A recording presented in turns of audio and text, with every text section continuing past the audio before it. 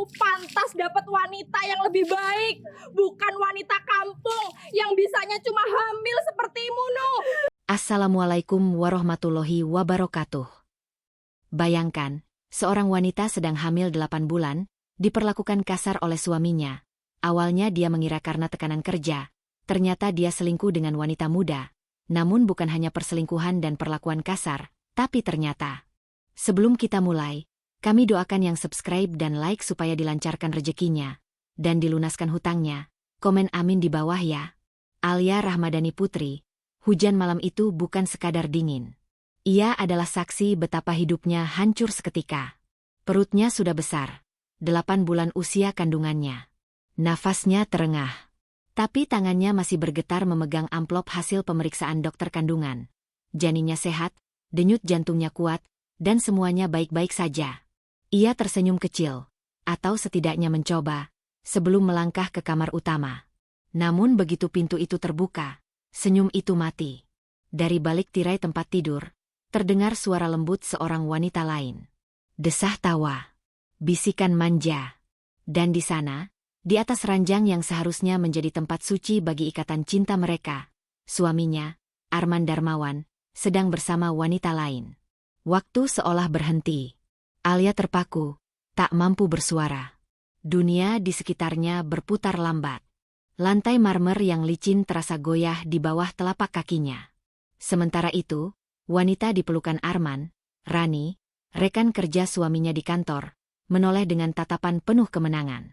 "Oh, jadi ini istrimu yang katanya pemalas itu." Suara Rani meluncur, sinis dan tajam. "Pantas kau bosan, Arman. Lihat dia, lusuh, gemuk, dan menyedihkan." Alia menggenggam ujung bajunya. Matanya memerah, tapi air mata belum jatuh. Ia mencoba bicara, suaranya bergetar. "Arman, apa yang kau lakukan?" Aku istrimu." Namun Arman bangkit dengan wajah tanpa penyesalan. Tatapan yang dulu penuh cinta kini berubah menjadi dingin seperti batu. "Aku muak, Alia. Setiap hari kau hanya diam di rumah, mengandalkan aku, menangis kalau aku pulang malam. Aku butuh kebebasan, butuh wanita yang membuatku hidup lagi." "Tapi aku sedang mengandung anakmu," jawab Alia lirih. "Anak?" seru Arman, tertawa getir. "Jangan jadikan itu alasan.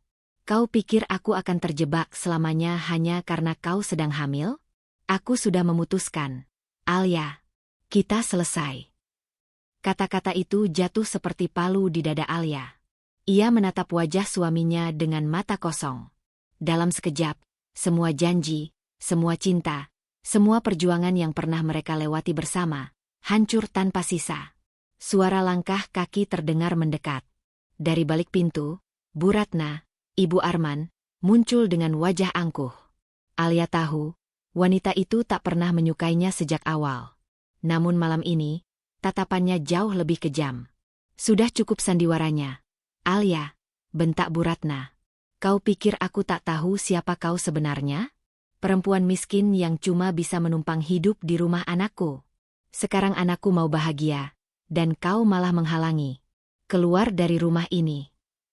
Alia menatap mertuanya tak percaya. "Bu, saya tidak pernah berniat merepotkan. Saya hanya ingin membesarkan anak ini bersama Arman." Tapi Bu Ratna menepuk meja marmer keras-keras hingga gelas di atasnya bergetar. "Tidak ada lagi tempat untukmu di sini. Kalau kau punya harga diri, kemasi barang-barangmu dan pergi. Sekarang." Rani berdiri di belakang Bu Ratna dengan senyum kecil di bibirnya. Ia menikmati setiap detik kehancuran Alia. Dan Arman? Hanya diam. Tak membela. Tak menatap. Ia justru menunduk dan berkata datar. "Pergilah, Alia. Aku sudah memilih Rani." Hujan semakin deras di luar. Suara petir menggema ketika Bu Ratna menyeret koper kecil berisi pakaian Alia dan melemparkannya ke halaman depan. "Bawa barangmu. Dan jangan pernah injakan kaki lagi di rumah ini." Alia berdiri di ambang pintu, tubuhnya menggigil. Angin malam menyusup melalui gaunnya yang basah oleh air mata. Ia menatap satu persatu, suaminya, mertuanya, dan wanita yang merebut rumah tangganya. berharap salah satu dari mereka memiliki belas kasihan. Namun tak ada. Yang ia dapat hanyalah tatapan penuh kebencian dan hinaan. Kau akan menyesal, Arman, katanya pelan, tapi mantap. Karena apa yang kau buang hari ini, akan jadi sesuatu yang tak bisa kau beli kembali. Tak ada yang menjawab. Hanya suara hujan yang menenggelamkan semua kata. Alia melangkah keluar dari rumah itu. Langkahnya berat, tapi hatinya jauh lebih berat. Perutnya terasa nyeri.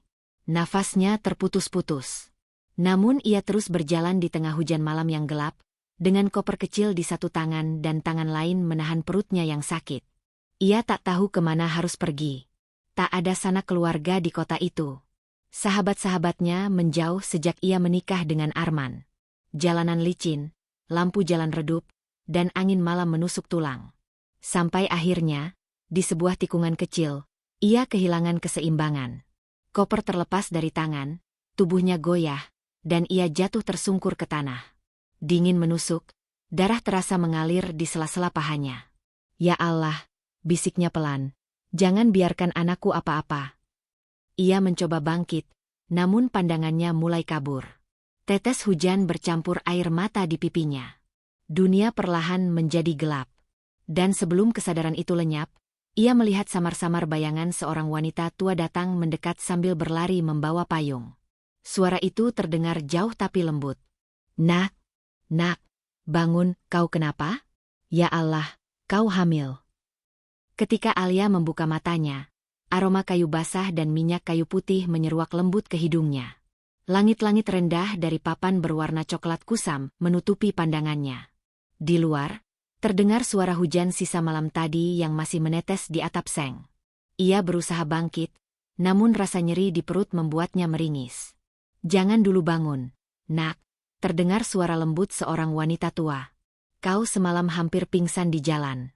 Kalau tidak aku temukan, entah apa yang terjadi. Alia menoleh. Di sisi ranjang kayu sederhana, seorang wanita tua dengan rambut beruban rapi tersanggul duduk sambil memeras kain basah. Wajahnya penuh keriput, tapi matanya lembut dan menenangkan. Itulah Mak Ijah, penjual gorengan yang tak sengaja menolongnya semalam. Di mana saya? Tanya Alia lirih. Di rumah Mak, jawab wanita tua itu, tersenyum hangat. Kau sudah semalaman di sini. Perutmu sempat kencang karena kelelahan. Tapi alhamdulillah, bayi di kandunganmu masih kuat. Alia menatap tangannya yang gemetar. Ia memandangi dinding kayu sederhana yang bolong di beberapa tempat, menembuskan sinar matahari pagi yang lembut. Tempat itu jauh dari kemewahan rumahnya dulu. Tapi anehnya, ia merasa tenang. Tak ada suara teriakan, tak ada hinaan, tak ada tangisan selain miliknya sendiri. Mak Ijah menuangkan air hangat ke dalam gelas dan menyerahkannya. Minumlah dulu. Kau pasti belum makan apa-apa semalam. Alia mengangguk pelan, meneguk air itu dengan tangan gemetar. Air itu sederhana, tapi rasanya seperti kehangatan pertama setelah malam panjang yang membekukan. Siang itu, Alia mulai sedikit bercerita. Dengan suara pelan, ia menceritakan semuanya. Tentang suaminya, Arman, tentang Rani, dan tentang malam pengusiran itu. Mak Ijah mendengarkan tanpa menyela, hanya mengusap bahu Alia pelan saat air mata mulai jatuh di pipinya.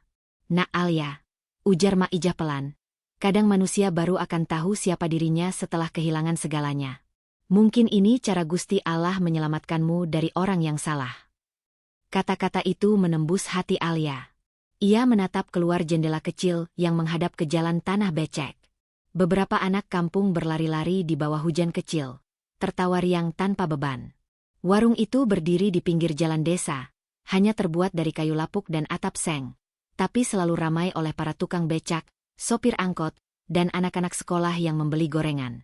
Setiap pagi, Alia bangun sebelum subuh, membantu menyiapkan adonan tempe mendoan, bakwan, dan tahu isi. Tangannya terbakar minyak panas berkali-kali, tapi ia tak pernah mengeluh. Ia mulai terbiasa hidup sederhana, tanpa listrik yang stabil, tanpa pendingin ruangan, tanpa ponsel mahal, hanya dengan peluh dan harapan. Kau cepat belajar, nak, kata Mak Ijah suatu pagi. Tanganmu ringan, hatimu sabar. Orang sabar itu biasanya disayang Tuhan. Alia hanya tersenyum. Dalam diam, Ia tahu bahwa kesabarannya kini bukan lagi pilihan, tapi satu-satunya jalan untuk bertahan hidup. Hari berganti minggu. Sampai akhirnya, suatu malam, ketika hujan kembali turun deras, Alia merasakan perutnya kencang luar biasa. Rasa sakit itu datang bertubi-tubi seperti gelombang besar menghantam pantai.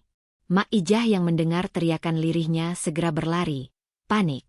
"Ya Allah, saatnya kau melahirkan, nak. Bertahanlah." Dengan bantuan bidan desa yang datang tergesa-gesa, di bawah cahaya lampu minyak yang bergetar, Alia melahirkan bayi laki-laki dengan tangisan keras memecah malam. Tangis itu seperti suara kehidupan baru yang menembus gelap masa lalu. Mak Ijah menangis bahagia sambil mengangkat bayi kecil itu. "Subhanallah, sehat, nak. Anakmu laki-laki, tampan sekali. Apa namanya?" Alia, dengan air mata menetes, tersenyum lemah. "Rafa," katanya lirih. "Namanya Rafa. Artinya, penuh kemuliaan." Mak Ijah mengangguk, menyelimuti bayi itu dengan kain batik tua. Tangis bayi itu perlahan mereda, dan malam yang dingin berubah menjadi hangat oleh napas kehidupan baru itu. Sejak hari itu, Rafa menjadi alasan hidup Alia. Ia kembali ke warung hanya 2 minggu setelah melahirkan, membawa bayi itu di gendongannya setiap hari. Orang-orang desa mulai mengenalnya. Bu Alia yang kuat, begitu mereka menyebutnya. Sebagian merasa kasihan, sebagian kagum. Di sela-sela waktu berjualan, Alia mulai menulis rencana kecil di buku catatan robek milik Mak Ijah. Tulisan tangannya rapi meski tinta sering tercoreng oleh minyak goreng. Ia menulis ide-ide sederhana, membuat resep sambal goreng khas, memperbaiki tampilan warung, lalu diam-diam menulis sesuatu di halaman terakhir. "Suatu hari nanti, aku akan punya usaha sendiri. Rafa akan tumbuh dengan bangga." Ia menatap tulisan itu lama, lalu menutup buku itu dengan senyum kecil. 3 bulan sudah berlalu sejak Rafa lahir ke dunia.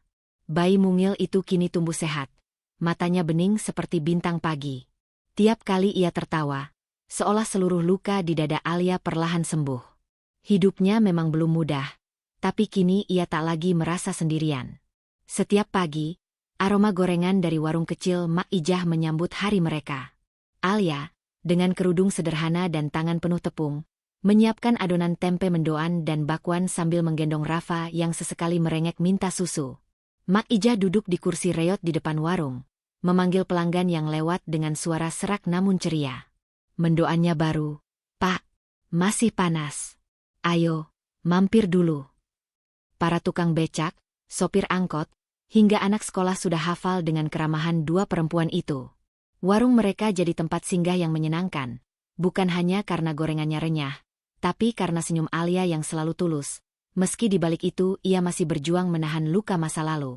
Suatu siang, setelah warung sepi, Alia duduk di lantai bambu sambil menatap Rafa yang tidur di dalam ayunan kain. Ia melirik buku catatan kecil yang dulu sering ia tulisi ide-ide. Di halaman baru, ia menulis dengan hati-hati. "Mulai dari sini, harus berani bermimpi lagi." Alia sadar, hidupnya tak bisa bergantung pada belas kasihan Mak Ijah selamanya. Ia ingin berdiri sendiri, memberi kehidupan layak untuk anaknya, dan membuktikan bahwa kehancuran bukan akhir dari segalanya. Beberapa minggu kemudian, ia mulai mencoba membuat resep sambal goreng khas dengan bumbu turun-temurun dari ibunya dulu. Ia mencampurkan cabai merah, bawang, terasi, dan sedikit gula aren, hingga menghasilkan aroma gurih manis yang menggugah selera. Ketika ia mencoba menjual sambal itu ke pelanggan warung, banyak yang langsung suka. "Bu Alia, sambalnya ini enak banget. Bisa bungkus buat dibawa pulang?" tanya seorang sopir angkot. "Iya, Bu, buat lauk di rumah juga cocok," sambung yang lain. Dari sanalah benih pertama kebangkitannya tumbuh. Ia mulai menjual sambal buatannya dalam botol bekas selai, diberi label sederhana bertuliskan, "Sambal Alia, pedasnya ibu yang sabar." Tulisan itu ia buat sendiri dengan spidol hitam di selembar kertas yang dipotong rapi. Hasil penjualan sambal itu memang belum banyak, tapi cukup membuat Alia bisa menabung sedikit demi sedikit. Ia mulai memisahkan uang hasil jualan ke dalam toples kaca.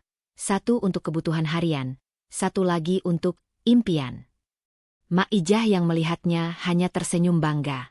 "Kau ini luar biasa, nak. kata Mak Ijah suatu sore. Orang lain kalau sudah jatuh sedalam itu, mungkin sudah tak sanggup bangkit. Tapi kau, malah bisa berdiri dan tersenyum lagi. Alia menatap wanita tua itu dengan mata berkaca. Saya cuma ingin Rafa punya masa depan. Mak, saya tak mau dia tumbuh dalam rasa kasihan orang lain. Hari demi hari, langkah kecil itu mulai membawa perubahan besar. Kabar tentang sambal buatan Alia mulai tersebar dari mulut ke mulut. Ada ibu-ibu kampung yang memesan dalam jumlah banyak, bahkan seorang pemilik warung nasi di pasar meminta Alia memasok sambal untuk tokonya. Setiap malam, setelah Rafa tidur, Alia duduk di dapur kayu kecil itu dengan lampu minyak di sampingnya. Tangannya terus bergerak, menumbuk cabai dan menumis bumbu hingga larut malam. Peluh menetes di dahi, tapi bibirnya tersenyum, karena kini, peluhnya punya arah. Suatu pagi, ketika ia sedang menjemur botol-botol sambal di depan rumah, seorang lelaki parubaya datang membawa sepeda motor butut. Namanya Pak Rahmat, pemilik toko kelontong kecil di pasar kota. Ia mendengar kabar tentang sambal Alia dari pelanggan. Saya dengar sambal buatan ibu enak sekali, katanya sopan. Kalau ibu tak keberatan, saya mau coba jual di toko saya. Siapa tahu laku.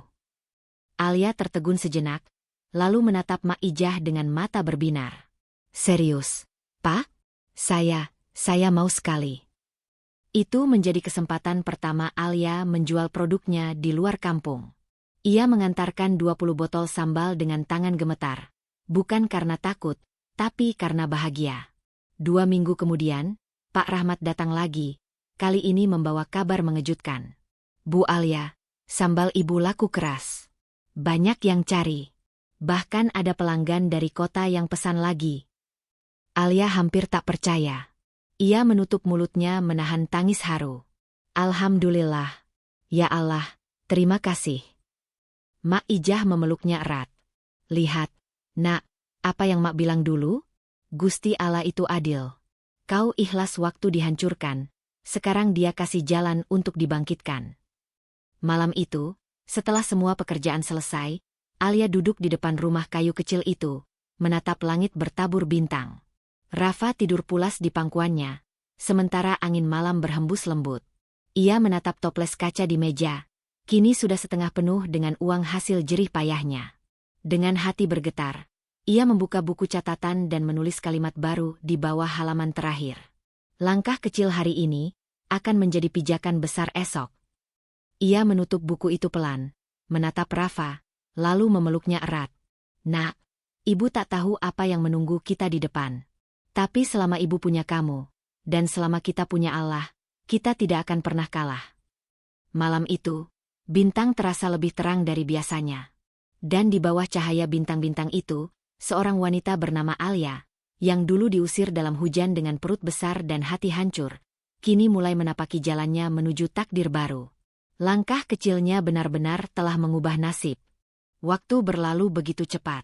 2 tahun sudah Alia tinggal di rumah kecil peninggalan Mak Ijah yang kini telah berpindah menjadi miliknya. Kehidupannya jauh berubah dari dulu.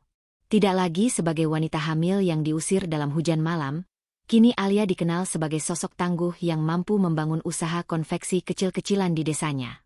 Mulanya hanya 1 mesin jahit tua yang ia beli dari tabungan hasil menjahit pakaian tetangga.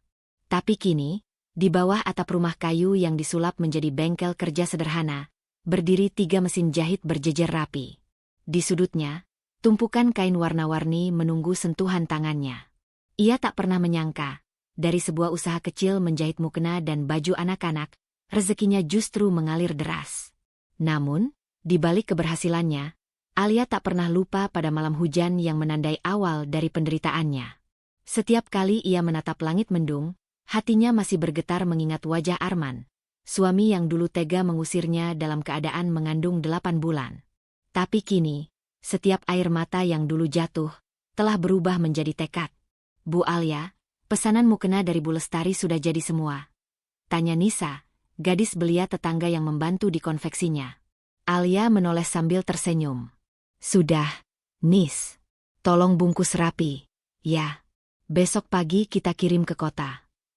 Setiap kali ia melihat Nisa, gadis yatim yang ia pekerjakan, Alia seperti melihat dirinya sendiri di masa lalu. lemah, tak berdaya, tapi punya semangat yang menyala. Ia tahu, Tuhan tidak pernah meninggalkan mereka yang ikhlas berjuang. Beberapa minggu kemudian, kabar tentang Bu Alia semakin sering terdengar di kota. Nama dan produk konveksinya mulai dibicarakan di media sosial lokal. Rani, yang tengah mencari gedung pernikahan untuk resepsi besarnya dengan Arman, tanpa sadar tertarik pada sebuah gedung baru yang sangat mewah, Gedung Ar-Rahmah Hall. Gedung ini bagus banget, Mas. Modern, elegan, dan katanya pemiliknya perempuan muda yang sukses dari nol, ujar Rani sambil menunjuk brosur. Arman menatap brosur itu sekilas, tapi jantungnya berdegup kencang. Nama, Ar-Rahmah, terasa begitu familiar. Bukankah itu kata yang dulu sering diucapkan Alia setiap kali berdoa? Tapi Rani tidak peduli. Ia sudah memutuskan bahwa pernikahan resminya dengan Arman akan digelar di tempat itu, tanpa tahu bahwa langkahnya sedang menuntun mereka berdua menuju hari pembalasan yang tak pernah mereka bayangkan. Dan malam itu, di rumah kayu yang kini telah berubah menjadi hunian layak, Alia berdiri di depan cermin. Di balik senyum lembutnya, ada luka yang mulai mengering dan keteguhan hati yang menanti waktunya untuk membalas, bukan dengan dendam, tapi dengan keanggunan seorang wanita yang telah ditempa ujian. Dulu mereka mengusirku dalam hujan. Sekarang, Tuhan sendiri yang menuntun mereka ke rumah yang kubangun dari air mata itu.